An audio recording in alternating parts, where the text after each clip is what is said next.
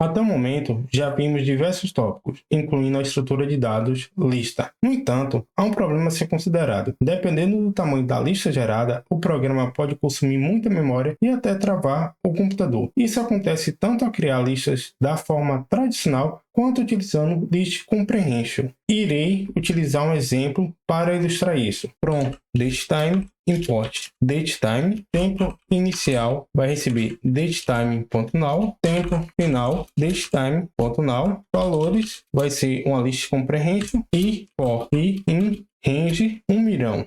Tempo execução, tempo final menos tempo inicial. Print. O tempo de execução foi de 2 pontos, tempo execução. E ao lado temos o gerenciador de tarefas, que nos permite acompanhar a utilização da memória durante a execução. Não utilizou quase nada da memória e executou muito rápido, questão de microsegundo. Vou aumentar esse valor agora para 50 milhões. Perceba que teve um pico da utilização da memória, mas não de forma significativa. E o tempo de execução foi em torno de 1,7 segundos, 400 milhões.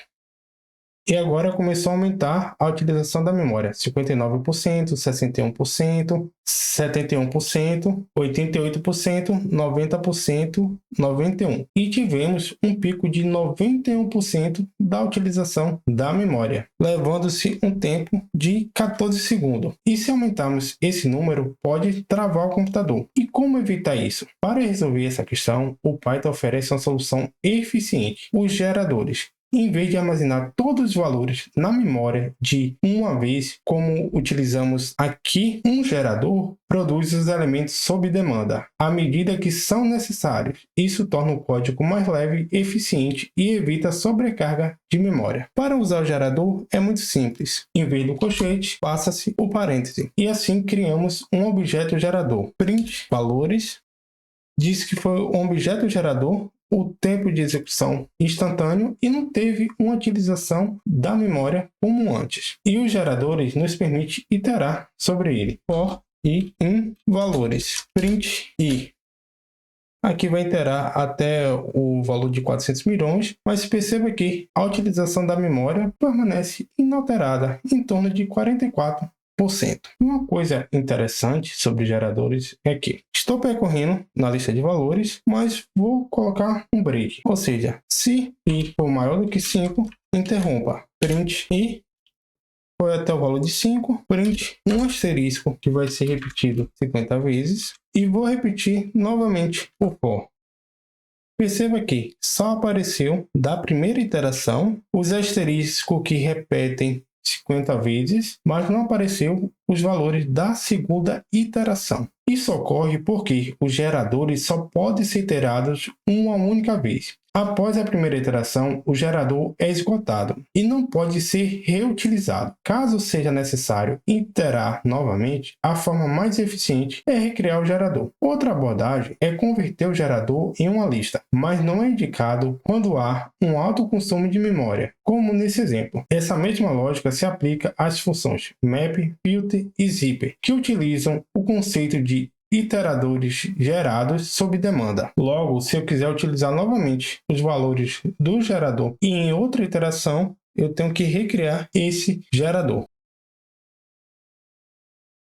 E assim aparece tanto os valores da primeira iteração como da segunda iteração. E uma função que podemos utilizar em conjunto com geradores é o next, print next valores, que é usado para retornar o próximo item em um iterador. Ou seja, nesse caso, eu estou acessando o primeiro valor, que é o 0. Ctrl D, Ctrl D, Ctrl D.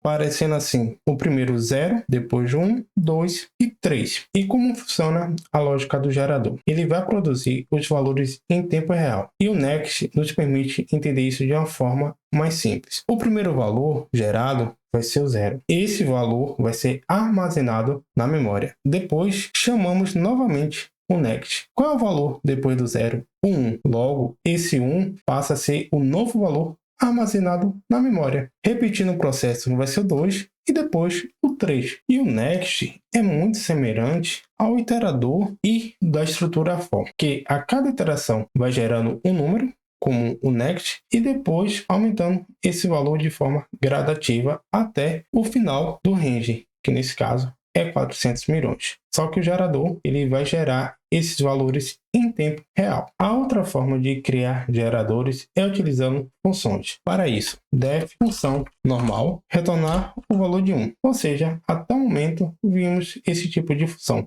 Criamos a função, adicionamos a lógica e retornamos algum valor. Pode ser valor booleano ou até outra função. Mas, e no caso dos geradores, é muito simples. Def função geradora yield 1, bastando substituir o retorno pelo yield. Vou chamar essa função geradora, resposta vai receber função geradora, print resposta. Aqui diz que é um objeto gerador e se chamarmos a função normal, vai retornar o valor 1, que é um número. E em vez de mostrar a resposta, eu vou utilizar a função next. Print next resposta, retornando assim o valor de 1. Mas o que aconteceria nesse caso se eu chamar o next novamente?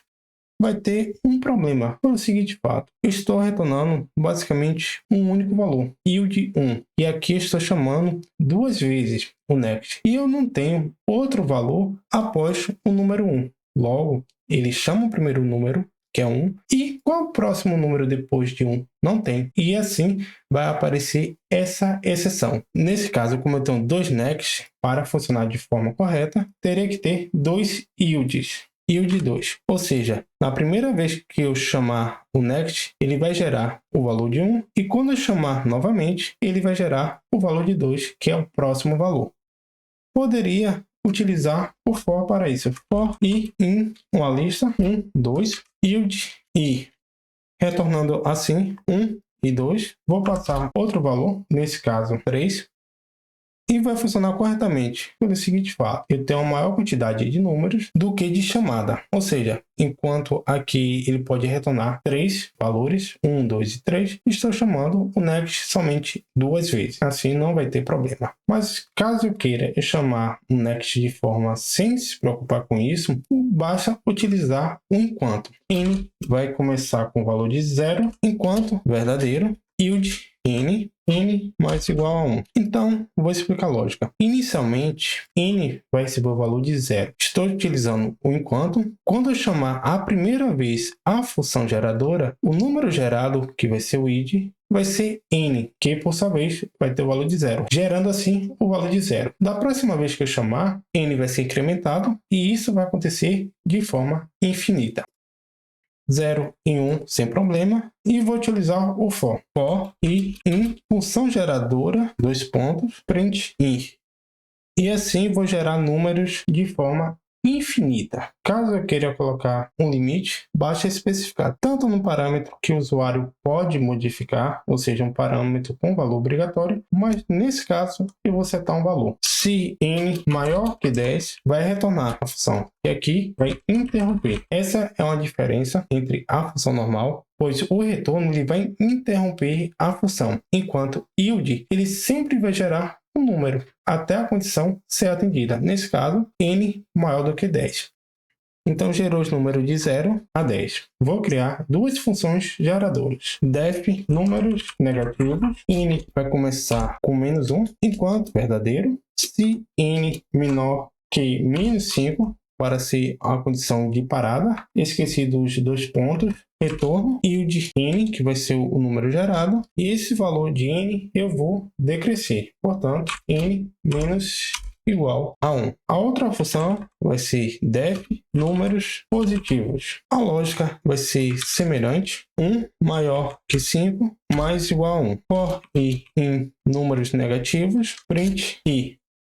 Então, gerou esses números. Menos 1 até menos 5. Números positivos de 1 até 5. E se eu quiser unir essas duas funções, para isso, eu vou criar outra função, def juntar números, que vai receber dois parâmetros, gerador positivos, vírgula, gerador negativos. E ao invés de utilizar o for para percorrer o gerador, terei que utilizar outro conceito que pode ser utilizado em geradores. Yield from gerador positivos, Ctrl D, gerador negativos. Basicamente, o que estou fazendo É a mesma lógica do for. O for, eu percorro esse gerador e ele vai gerando esses números. Mas nesse caso, eu teria que repetir o for duas vezes. Um para o gerador positivo e outro para o gerador negativo. E o de from, ele vai gerar esse número enquanto tiver, ou seja, até o limite dele, que nesse caso é dado n maior que 5 para números positivos, que vai ser o gerador positivo, e n menor do que menos 5 para o gerador negativo. For e in juntar números, o gerador positivo vai ser a função números positivos, vírgula, gerador negativos, números negativos. Print e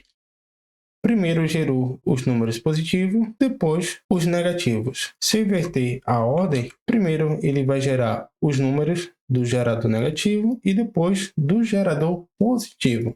Mas se eu quiser retornar uma tupla, ou seja, o primeiro número negativo associado ao primeiro número positivo. Isso é muito simples. Vou comentar. Yield from zip gerador positivos, gerador negativos. Ou seja, toda vez que eu requisitar os valores que vai ser através desse for, o zip vai juntar esses valores gerados dos números negativos, números positivos com os negativos.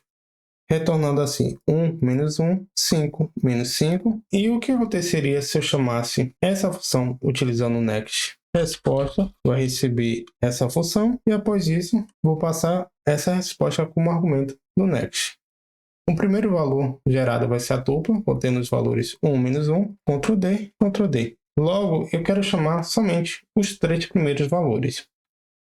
Retornando assim, 1 menos 1, 2 menos 2, 3 e menos 3. Outra coisa a respeito dos geradores é que não podemos acessar as informações através do índice, como tuplas e listas. Por exemplo, print resposta na posição 0. O PyCharm já sublinha que aqui vai ter um problema, mas vou executar mesmo assim.